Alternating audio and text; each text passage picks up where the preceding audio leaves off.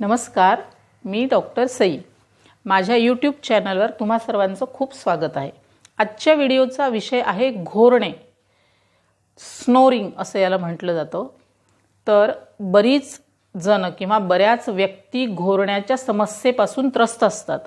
तर घोरणे ही एक अशी तक्रार आहे किंवा अशी समस्या आहे, तर त्या समस्येचा त्रास ती व्यक्ती सोडून त्याच्या आजूबाजूला असणाऱ्या इतर व्यक्तींना जास्ती जाणवत असतो. तर घोरण्यामध्ये आपण बघतो की एक विशिष्ट प्रकारचा आवाज येतो घशातून ती व्यक्ती झोपलेली असताना, आणि तो सतत येत राहतो. किंवा कधीकधी असं पाहायला मिळतं की थोडा वेळ एक वेगळ्या प्रकारचा आवाज आणि थोडा वेळ थांबून परत दुसऱ्या प्रकारचा असा पॅटर्न चालूच असतो. पण कुठल्या ना कुठल्या प्रकारचा आवाज हा घशातून येतो. घोरणे हा ज्यांना त्रास आहे त्यांना. तर आता आपण आधी बघूया की हा घोरण्याची जी समस्या आहे ती कशामुळे उद्भवते. आपलं जे नाक आहे पूर्ण, त्याच्यामध्ये जो एक नाकाचा पडदा असतो, तर त्यात जन्मतःच जर थोडासा वाकडा असेल तर एका साईडनी जेव्हा श्वास घेतो तेव्हा त्याला जागा पुरत नाही आणि त्यामुळे श्वास घेण्याची क्रिया सोडण्याची क्रिया अवघड होते आणि त्याच्या नकळत ती व्यक्ती घोरू लागते.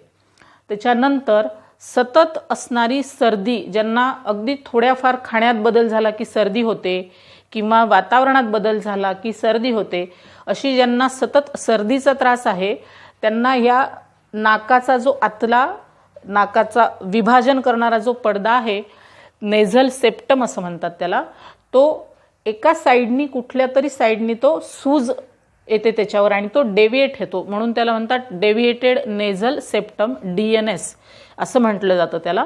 किंवा घशामध्ये टॉन्सिल्स वगैरे वाढून त्याची जी सूज आहे त्यामुळे इथली श्वास घेण्याची जागा कमी होते, किंवा नाकाचा जो पडदा डेव्हिएट झालाय त्यामुळे नाकातील पोकळी सुद्धा कमी होते. त्याच्यामुळे श्वास घेणे आणि सोडणे यामध्ये अडथळा निर्माण होऊन घोरण्याची समस्या किंवा तो घोरण्याचा आवाज यायला लागतो.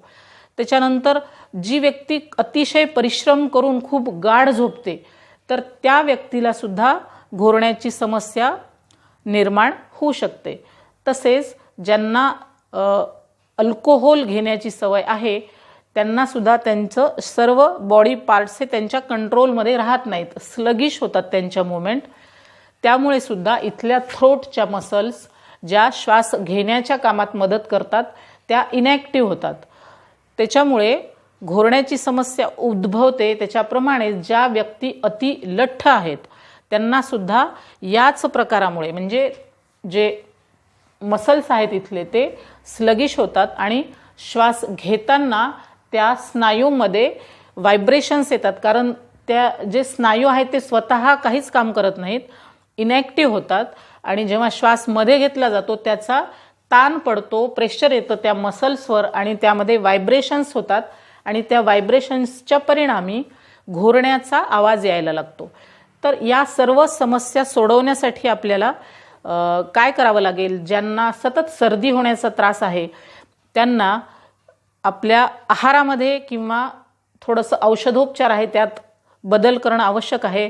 गरम पाणी प्यायचं आहे सतत जेव्हाही तहान लागेल तेव्हा, म्हणजे जमलेला कफ जो आहे तो निघून जाण्यासाठी मदत होईल. सर्दीमुळे जेव्हा घोरण्याचा त्रास असतो तेव्हा त्या व्यक्तीला कफ हा नक्की त्याच्या छातीमध्ये असतोच, त्याच्यामुळे तो निघून जाण्यासाठी गरम पाणी पिणे, अद्रकाचा रस मधात थोडासा कालवून त्याचं चाटण बनवून वरून त्याच्या गरम पाणी पिणे, हे उपचार पण करता येतील. तसेच आयुर्वेदामध्ये जे पंचकर्म सांगितले आहेत त्यामध्ये नस्य हे जो पंचकर्मातला उपचार आहे त्यामध्ये आपल्याला असं केली जाते पेशंटची ट्रीटमेंट की दोन्ही नाकपुडीमध्ये अणुतेल किंवा पंचेंद्रिय वर्धन तेल किंवा तीळ तेल याचे ड्रॉप्स टाकले जातात.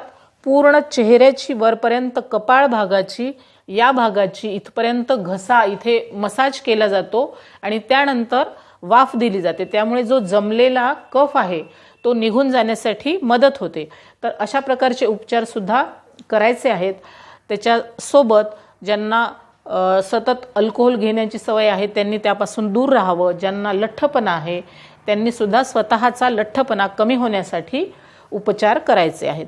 आता आज आपण या व्हिडिओमध्ये बघूया की असा एक प्राणायाम, यामध्ये आपल्याला जर आपण हळूहळू तो 10 मिनिटासाठी रोज करू तर, किंवा 21 वेळेस म्हणजे श्वास घेणे आणि श्वास सोडणे ही प्रक्रिया झाल्यानंतर एक काउंट जर केला तर हळूहळू तो 21 काउंट जर केला तर घोरण्याच्या समस्येपासून औषधोपचाराविना सुद्धा सुटका मिळू शकते। तर या प्राणायामामध्ये आपल्याला 2 प्राणायामाचा समन्वय साधून ही क्रिया करायची आहे।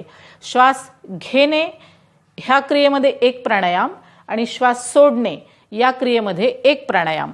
तर श्वास घेताना आपल्याला उज्जाई प्राणायाम करायचा आहे आणि श्वास सोडताना भ्रामरी प्राणायाम करायचा आहे।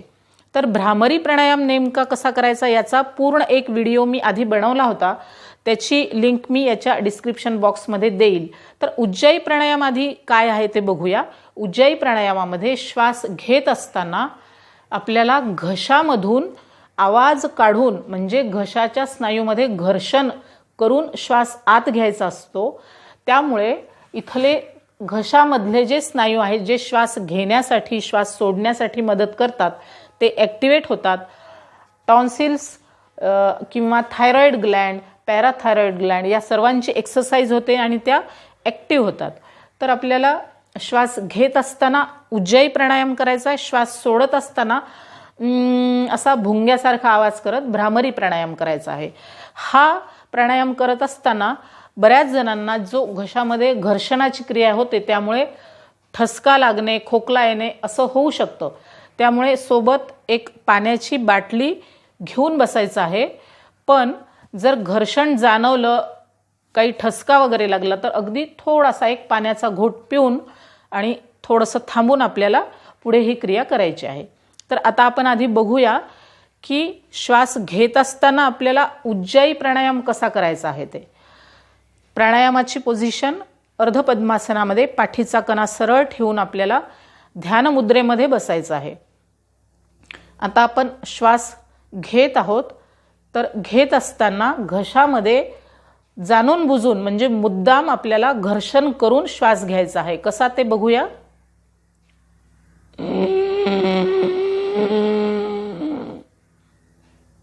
हे आपण उज्जाई प्राणायामाची क्रिया केली श्वास घेत असताना, आणि श्वास सोडत असताना असा भुंग्यासारखा भ्रामरी प्राणायामामध्ये असतो तसा आवाज करायचा आहे। तर आता आधी फक्त भ्रामरी प्राणायामाची स्टेप बघू।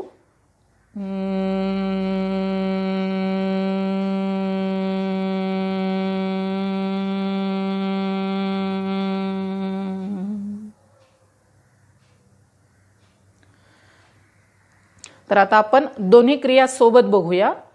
श्वास घेत उज्जाई प्राणायाम, श्वास सोडत भ्रामरी प्राणायाम। एक आवर्तन झाल्याच्या नंतर थोडंसं 10 सेकंद थांबून दुसऱ्या आवर्तनाकडे वळायचं आहे।